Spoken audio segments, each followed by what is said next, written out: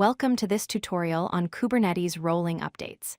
In this video, we'll explore one of the most important deployment strategies in Kubernetes that enables zero downtime deployments. Rolling updates allow you to update your applications seamlessly without interrupting service to your users. Let's dive in and understand how this powerful feature works. A rolling update is a deployment strategy that gradually replaces old pod instances with new ones. Instead of taking down your entire application and deploying a new version all at once, Kubernetes updates your pods incrementally. This approach ensures that your application remains available throughout the entire deployment process. The key benefits are simple: no downtime for users, and pods are updated incrementally rather than all at once. This means your application continues serving requests while the update is happening in the background. Let's break down the rolling update process into 4 clear steps. First, Kubernetes creates a new pod with the updated version of your application. Second, it waits for the new pod to reach a ready state by passing all health checks before proceeding. This ensures the new version is actually working correctly.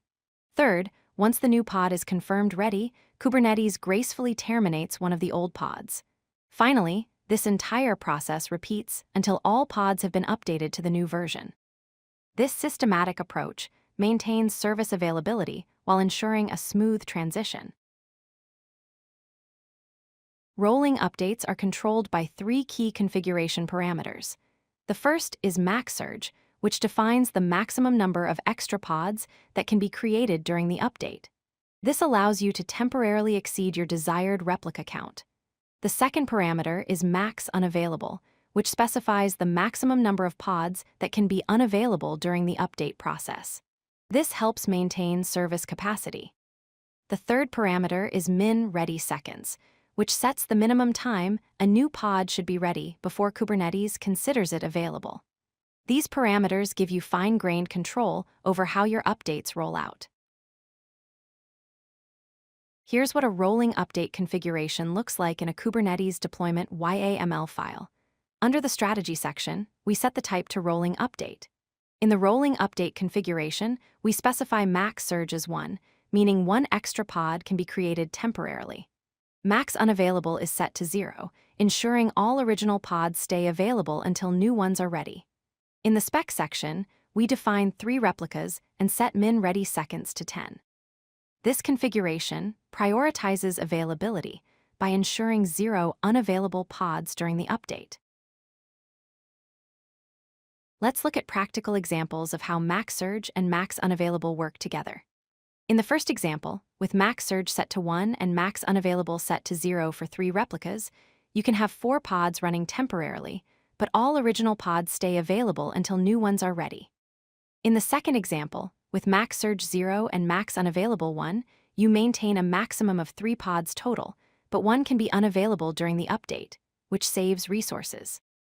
In the third example, max surge 2 and max unavailable 1 allows up to 5 pods running with 1 unavailable, enabling a faster rollout. Each configuration offers different trade-offs between speed, resource usage, and availability. Triggering a rolling update is straightforward. You can update the container image, which automatically triggers a rolling update. Use the kubectl set image command followed by your deployment name and the new image version. To monitor the update progress, use kubectl rollout status with your deployment name. This shows you the real-time status of the rollout. You can also view the deployment history using kubectl rollout history, which displays all previous revisions. These commands give you full visibility and control over your deployment process. One of the most valuable features of rolling updates is the ability to quickly roll back if issues are detected. If problems arise with the new version, you can instantly revert to the previous stable version. The kubectl rollout undo command with your deployment name performs an immediate rollback to the last revision.